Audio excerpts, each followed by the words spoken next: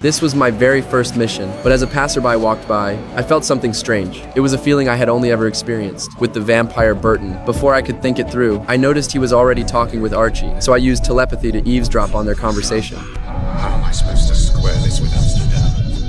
Who do we have here?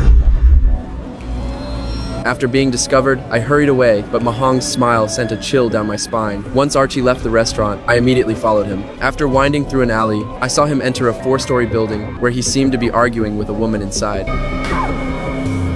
As the sounds of the struggle grew more intense, I rushed upstairs. When I reached the room, the lights were already off. I soon discovered Archie lying in a pool of blood. At that moment, a strange sound came from the room. After I pushed the door open, I saw that the woman had hanged herself. When I clearly saw her face, I froze in place. Once I snapped out of it, I immediately lifted her up, but she had already stopped breathing. Just as I was about to leave, I realized Archie was still alive.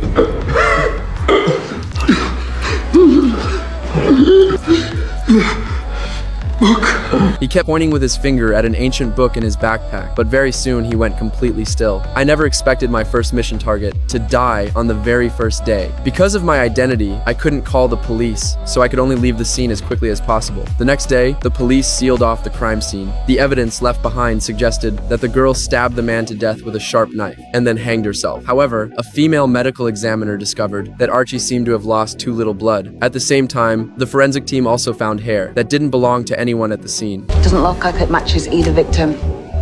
You run it for DNA. Yes, ma'am. And results come straight to me, all right? Let's see who else was in this flat last night.